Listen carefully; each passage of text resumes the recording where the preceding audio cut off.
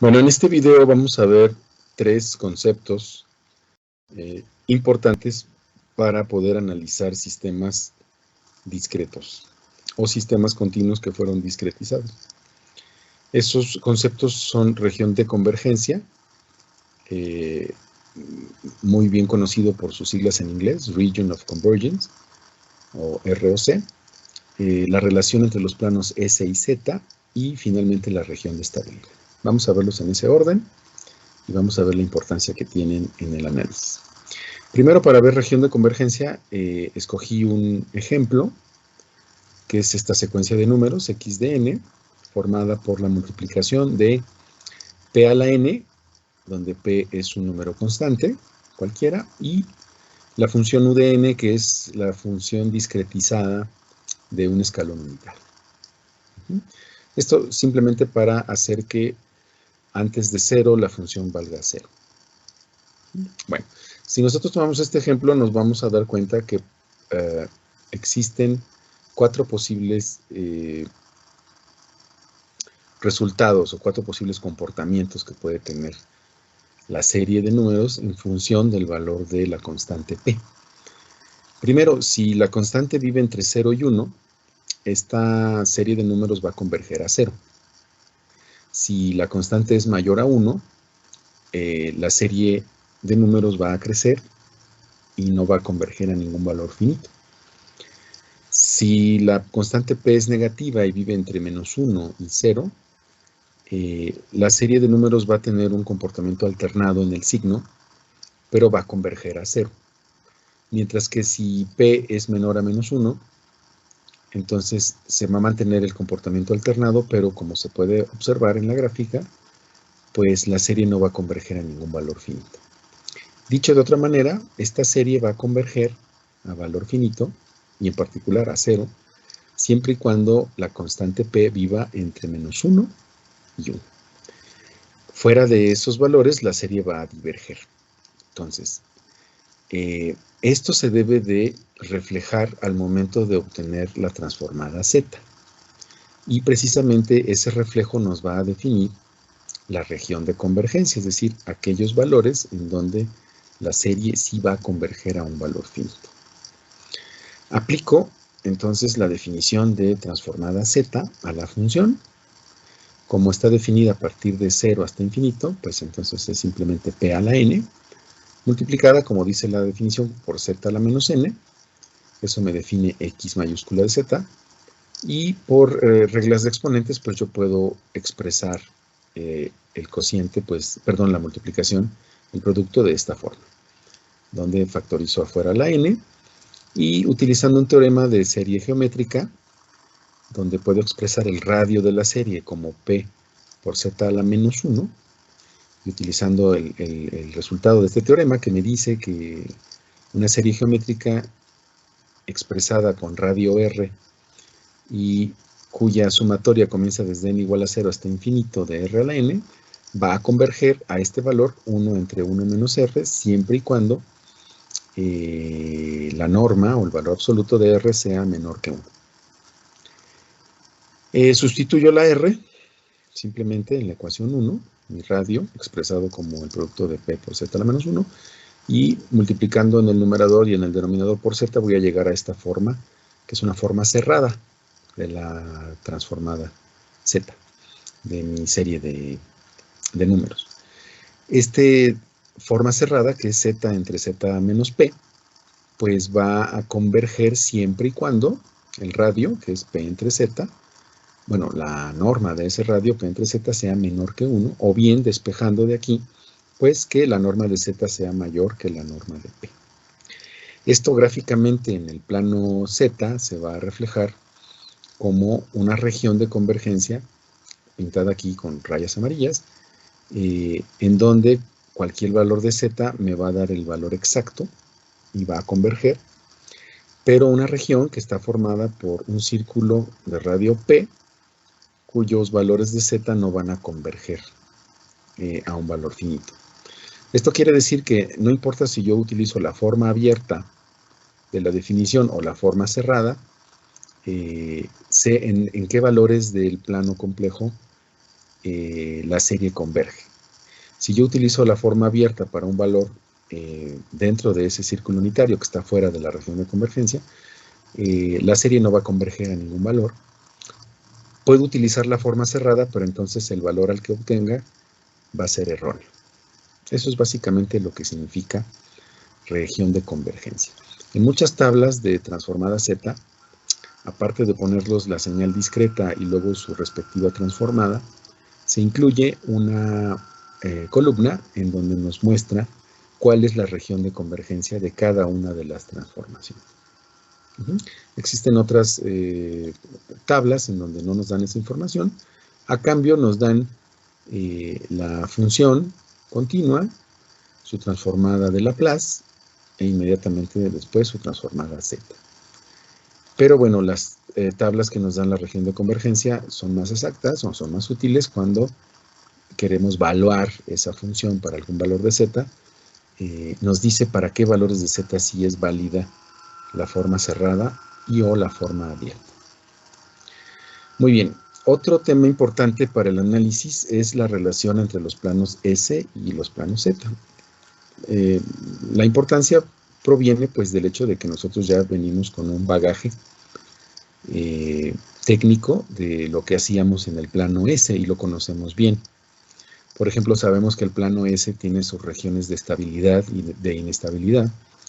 También sabemos que tiene simetría con respecto al eje real y varias cosas que quisiéramos poder extrapolar ahora al plano Z. Lo primero que surge a la luz entre el plano S y el plano Z es que ambos siguen teniendo parte real y parte imaginaria, y ambos están en el dominio de la frecuencia. De hecho, la interpretación que se le da en el plano S a la parte real, que me representa la frecuencia de decaimiento de un sistema, y la parte imaginaria que me representa la frecuencia de oscilación, se mantienen para el plano Z, excepto en menos infinito. Pero fuera de ahí sigue siendo la misma interpretación de la parte real y de la parte imaginaria, solo que para sistemas en tiempo discreto.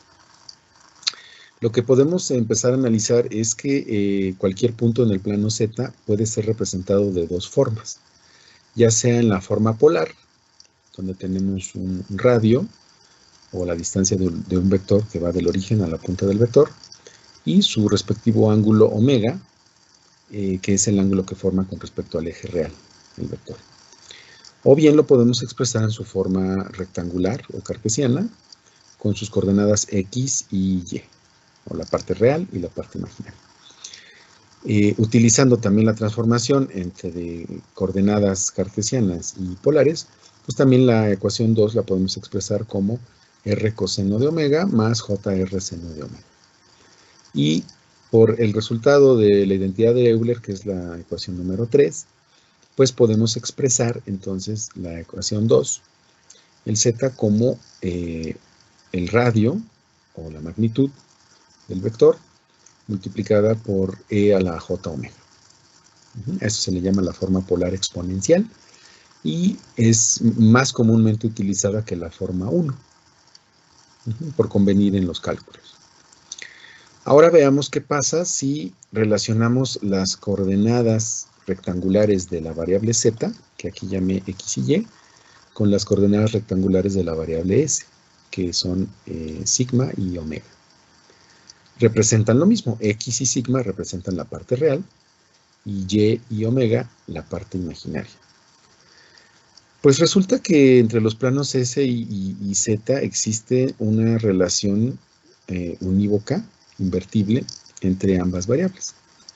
Z siempre se puede calcular como la exponencial de S por el periodo de muestreo, y despejando de esta ecuación 5a, S siempre se puede expresar como el inverso del periodo de muestreo por el logaritmo natural de Z. Estas dos ecuaciones 5a y 5b me permiten analizar las equivalencias entre ambos planos. Vamos a sustituir la forma rectangular de S en la ecuación 5a, de tal forma que entonces voy a tener que X más JY va a ser igual a E a la sigma más J omega por T. Esto me va a dar E a la sigma por T multiplicado por E a la J omega por T. O bien lo puedo expresar como E a la sigma por T en magnitud, cuyo ángulo va a ser omega T. O bien también utilizando de nuevo la ecuación 3, pues puedo expresarlo utilizando la identidad de Euler como la multiplicación del coseno más el seno del argumento omega T. Esto me lleva a la ecuación 7 y 8, donde puedo expresar entonces la parte real o el componente X como E a la sigma T por coseno de omega T y la parte imaginaria como E a la sigma T por seno de omega T. Salta a la vista y reluce que los componentes real e imaginario del plano Z dependen de tres cosas: de la frecuencia de decaimiento sigma, de la frecuencia de oscilación omega y del periodo de muestreo. De hecho, el periodo de muestreo entra tanto en la magnitud como en el ángulo. Y la relación 5A también me permite empezar a hacer un mapeo del plano S al Z. Y viceversa si yo utilizo la 5B. Vamos a utilizar la 5A para mapear tres puntos importantes del plano S al plano Z. Por ejemplo, si yo sustituyo S igual a 0 aquí en 5A, pues Z me va a dar igual a 1. Es decir, el origen en el plano Z se mapea como el punto 1 real en el plano, perdón, lo dije al revés, el origen del plano S en 0 se va a mapear como el punto 1 real en el plano Z. El punto menos infinito real en el plano S se va a mapear como el punto 0 en el plano Z, y el que no sufre modificación sería el punto infinito sobre el plano real, sobre el eje real, perdón, se va a mapear también en infinito sobre Z. Esto nos da una idea de que entonces todo lo que sabíamos en el plano S se va a transformar, ya sea exponencial o logarítmicamente, es decir, de forma trascendental, hacia el plano Z. Lo más importante de aquí es recalcar que el origen se transforma al 1 y el menos infinito se transforma al 0. Veamos, vamos a ver cómo se ven las relaciones que ya conocíamos, o las curvas que ya conocíamos en el plano S, cómo se ven ahora en el plano Z. Obviamente utilizando la relación Z es igual a E a la S por T. Nosotros ya conocíamos bien estas rectas que me representan un factor de amortiguamiento constante en el plano S. Básicamente son rectas que parten del origen y que tienen un ángulo con respecto al eje imaginario, tal que el seno de ese ángulo es exactamente igual al factor de amortiguamiento relativo. La línea recta que va del origen en el plano, en el cuadrante 2, se va a transformar en esta curva, aquí con A, en el plano Z. Y la recta que va del origen hacia el plano, hacia el cuadrante tercero, se va a traducir, o se va a transformar en esta otra curva logarítmica, A menos. Recordar que en el plano Z suele dibujarse el círculo unitario por la importancia que tiene con respecto a la estabilidad del sistema. Ahorita lo vamos a ver. Por eso siempre tenemos el dibujo del círculo unitario en el plano Z. Entonces lo que vemos es que las líneas rectas de Z constante se transforman en líneas que al principio, cerca de 1, del origen, sí parecen ser rectas, pero después se curvan de forma logarítmica. Otra región importante que ya conocemos en el plano S es cuando la frecuencia natural es constante. En el plano S se forma un semicírculo cuyo radio, es decir, cuya distancia del origen a esta circunferencia es justamente la frecuencia natural. Bueno, pues este cuarto de círculo en el segundo cuadrante se va a transformar en este pedazo de curva también logarítmica, y el otro cuarto que está por acá abajo se va a transformar en el otro pedazo de curva logarítmica. Como podemos ver en ambos casos, tanto para el Z constante como para el omega n constante, se sigue manteniendo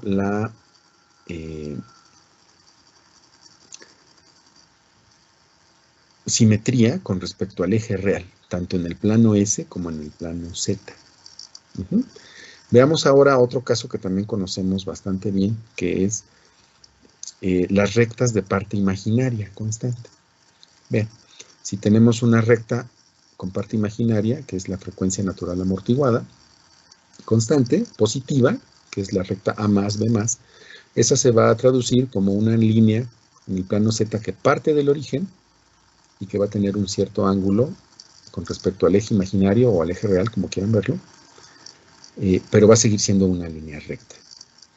Justo el eje real, representado aquí como el segmento AB, va a quedar en la misma posición, va a seguir siendo el eje real, ese es el único que se mantiene sin cambios, y una línea recta que represente valores en el plano S con parte imaginaria constante, A menos B menos, con parte imaginaria negativa, se va a transformar en una línea que parta del origen con cierto ángulo definido por esa frecuencia precisamente, que está representada por esta línea recta. Entonces, las líneas rectas siguen siendo líneas, pero ahora parten del origen, que es como si partieran de menos infinito a infinito. Bueno, pues ahora parten de 0 a infinito. Y por último, las líneas de parte real constante, cómo se transforman del plano S al plano Z. Pues vean, la más importante de todas sería el eje imaginario, es decir, donde la parte real vale 0, justo el eje imaginario se va a transformar en un círculo, aquí pintado de color rojo también, de radio unitario, o circunferencia unitaria, o círculo unitario, como se le suele llamar. Por eso es que siempre se dibuja el círculo unitario en el plano Z, porque precisamente recuerden que el eje imaginario me divide la región estable, que es el semiplano izquierdo, de la región inestable, que es el semiplano derecho, en el plano S. Bueno, pues entonces, como pueden ver, una línea recta con parte real negativa estable se va a transformar en un círculo dentro del círculo unitario, mientras que una línea con parte real positiva, que es inestable, se va a transformar en un círculo de más, pero fuera del círculo unitario. De esta forma podemos llegar a un resultado muy importante. La estabilidad de los sistemas en tiempo discreto se puede entender a partir del plano S. Toda la región estable del plano S, que es el semiplano izquierdo, se va a transformar en la región que vive dentro del círculo unitario. Y por ejemplo, si tenemos un par de polos complejos conjugados simétricos con respecto al eje real en el plano S, se van a transformar y se van a mapear en un par de polos también conjugados y simétricos con respecto al eje real del plano Z, atendiendo la transformación Z igual a E a la TS. Y un par de polos y la región inestable pues se va a transformar en la región que queda fuera del círculo unitario. Un par de polos que vivan ahí, complejos conjugados, simétricos en el plano S, van a seguir siendo simétricos y complejos conjugados en el plano Z, pero van a vivir por fuera de ese círculo unitario, es decir, en la región de inestabilidad. Y finalmente, como les decía, el eje imaginario pues va a ser la circunferencia de este círculo unitario. Las cuatro curvas que vimos hace rato se pueden resumir en esta imagen, donde tenemos pues todas las curvas con frecuencia natural, factor de amortiguamiento relativo, frecuencia natural amortiguada y parte real constantes. Aquí lo podemos ver. En el caso de parte real se van a ver como círculos. Están aquí. Otro círculo. En el caso de frecuencia natural amortiguada se van a ver como líneas rectas. Aquí están las líneas rectas.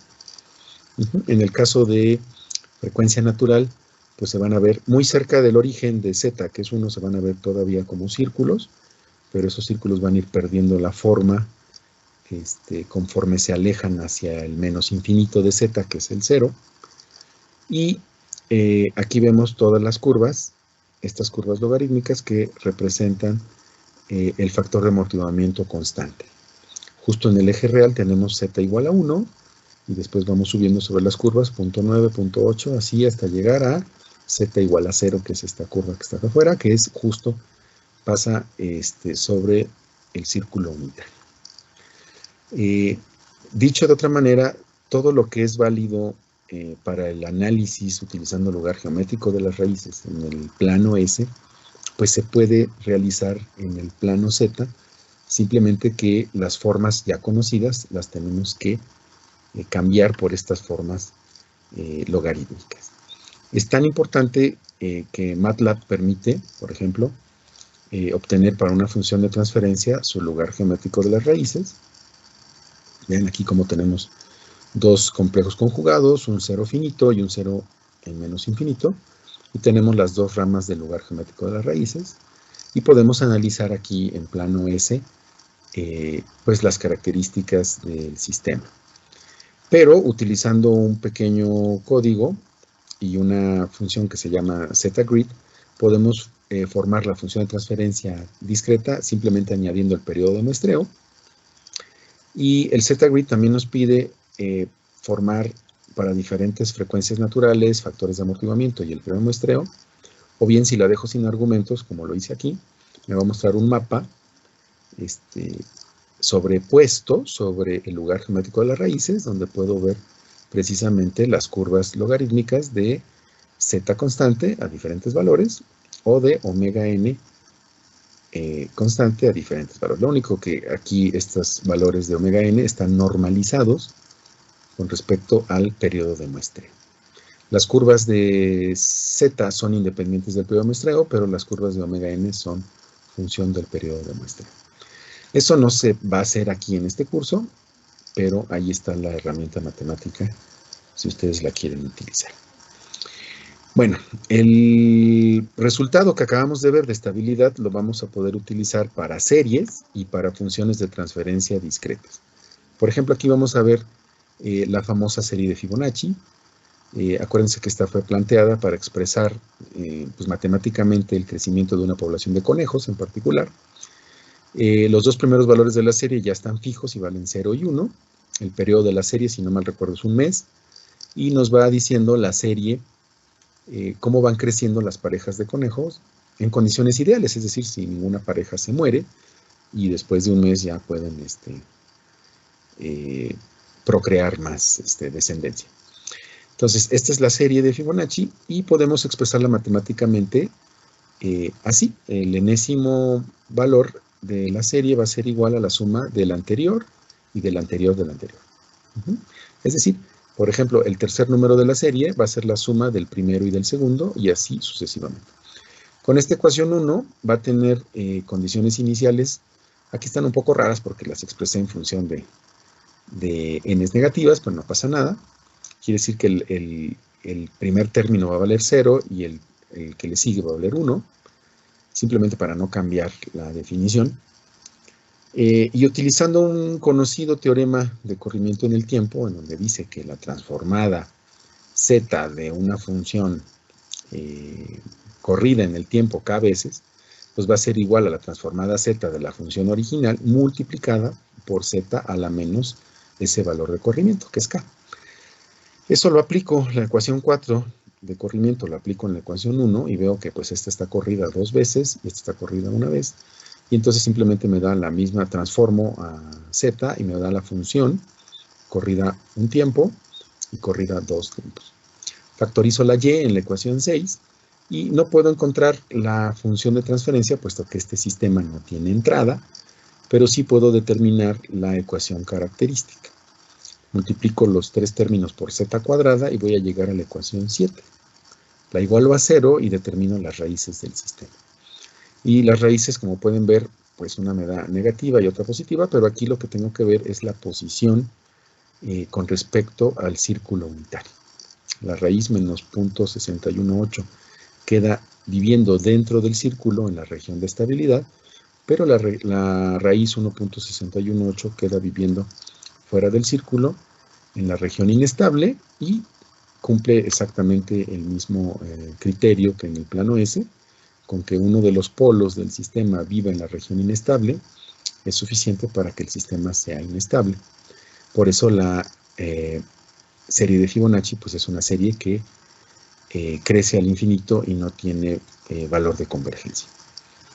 Y también se cumple, aunque este no es el caso, que si un polo vive sobre la región críticamente estable, que sería vivir en el plano Z sobre el círculo unitario, la estabilidad va a depender ahora de la entrada del sistema. Ok, vamos a aplicar esto ahora para sistemas que sí dependan de el periodo de muestreo, pero para ello vamos a tener que ver rápidamente este otro concepto que se llama retén de orden 0.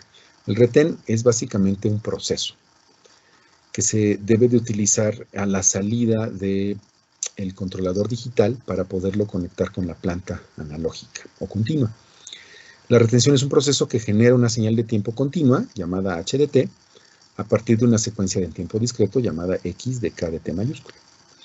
Lo que va a hacer es mantener durante un intervalo de muestreo, es decir, de kt menor que t a k más 1 por t, la señal se va a aproximar mediante un polinomio. Ese polinomio se define en tau, y ese polinomio va a estar formado por tau a la n por a n, más tau a la n menos 1 por a n menos 1, y así sucesivamente hasta tau a la 1 por a1, más tau a la 0 por a0. El orden del retén va a quedar definido por el grado del polinomio que utilice para hacer la aproximación. Por otro lado, sabemos que en el instante de tiempo x de kt, pues h, la salida va a ser exactamente igual a ese valor. Por lo tanto, utilizando 2 y 1, podemos expresar que h de kt más tau va a ser igual a todo este polinomio más el valor instantáneo de x en kt. A partir de ahí se pueden entonces, como les decía, proponer diferentes órdenes de retén. El más sencillo de todos sería cuando hacemos n igual a 0 y a0 igual a 0, vamos a obtener un retén de orden 0. En ese caso, entonces, la señal de salida h de k de t más tau va a ser exactamente igual a x de k por t mayúscula.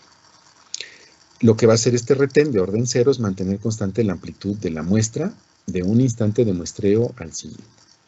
Si representamos en diagrama de bloques este muestreador y retén, esto es lo que vamos a ver. Tenemos la señal en tiempo continuo, como esta. Se discretiza multiplicándola por un tren de pulsos. Y entonces nos va a dar los valores discretos, a lo que llamamos x de k de t. Y luego se mete al retén, en este caso de orden 0, para que entonces la salida va a quedar una sucesión de escalones, porque va a mantener básicamente el integrador, va a mantener el valor de entrada multiplicado por la delta, y va a hacer que desaparezca cuando ya ocurra el tiempo de muestreo. Esto se puede ver, ustedes dirán, ¿de dónde sale esta función de transferencia? Básicamente se puede ver en esta, no, permítanme, en una gráfica, en una tabla de transformadas Z.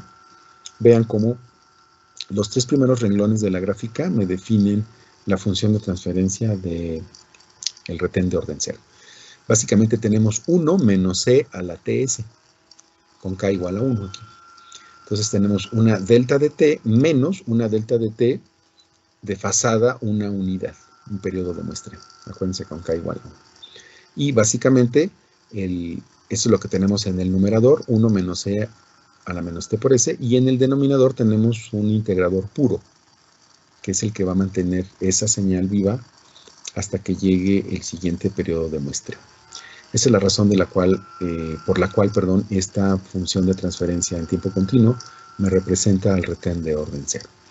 Bueno, utilizando ya este resultado, voy a analizar en un sistema donde tengo una planta, como pueden ver, de primer orden, un polo estable. La coloqué en un sistema de retroalimentación unitaria negativa y le estoy colocando, ahorita no tiene control, pero le estoy colocando el muestreador y el retén de orden 0, y quiero determinar para qué valores de muestreo el sistema sigue siendo estable. Entonces, lo primero que hago, pues, es determinar la función de transferencia continua, G de S, que va a ser, bueno, la multiplicación de los dos bloques, y expreso, expando más bien en fracciones parciales, el término de la función. Este 1 menos C a la menos TS lo saco, y entonces 1 entre S por S más 1 lo expando en fracciones parciales, determino el valor de estas fracciones, que van a ser 1 y menos 1, y una vez que lo tengo expresado así, le aplico transformada Z. La transformada Z de 1 menos C a la menos TS, pues va a ser 1 menos 1 entre Z, que si yo manipulo algebraicamente voy a llegar a Z menos 1 entre Z. La transformada de 1 entre S va a ser Z entre Z menos 1, lo saco de tablas. Y la transformada de 1 entre S más 1, pues va a quedar menos Z entre Z menos C a la menos T. Hago la suma de los quebrados, le hago un poco de álgebra al cociente y voy a llegar a esta forma simplificada, donde tengo 10 por 1 menos C a la menos T en el numerador y Z menos C a la menos T en el denominador. Esta sería la función de transferencia discreta, pero yo necesito, además, la función de transferencia en lazo cerrado o total. Y como está colocada esta función en una retroalimentación unitaria negativa, pues entonces la total va a ser G de Z entre 1 más G de Z. Simplemente sustituyo la ecuación 2 aquí y hago el álgebra necesaria otra vez, simplifico y voy a llegar a la ecuación 3. ¿Qué puedo ver ahí? Que tengo arriba una ganancia que depende del periodo de muestreo y abajo un polo. La planta sigue siendo de un polo, aún en lazo cerrado. No se le ha agregado dinámica, pero ahora el polo va a depender, como se puede ver, pues del periodo de muestreo también. La ecuación característica la igualo a 0 y determino que el polo va a ser 11e a la menos t menos 10. Este va a ser un valor que puedo recorrer haciendo la gráfica del periodo desde 0 hasta 2, aquí la hice. En menos infinito, para t igual a infinito, esto va a desaparecer y el polo va a tender finalmente a menos 10, como se puede ver en la curva. Y me voy a fijar cuando el polo vive dentro del círculo unitario. Y como se puede ver aquí, vea, si yo no paso un periodo de muestreo de 0.2, el polo va a vivir entre 1 y menos 1, pasando por 0. Para cualquier valor por encima de 0.2, ya el polo va a vivir fuera del círculo unitario. Se va a salir de menos 1 y va a vivir en ese espacio del eje real hasta que llegue, para valores muy grandes de t, a menos 10. Eso me da entonces el valor mínimo al que tengo que muestrear para garantizar la estabilidad del sistema. Recordando que la frecuencia es el inverso del periodo, le saco el inverso a 0.2 segundos y eso me da una frecuencia de 5 Hz. Es decir, yo tengo que muestrear 5 veces por segundo para garantizar que este sistema siga siendo estable en lazo cerrado. Bueno, pues esto sería todo por este video. Nos vemos la próxima.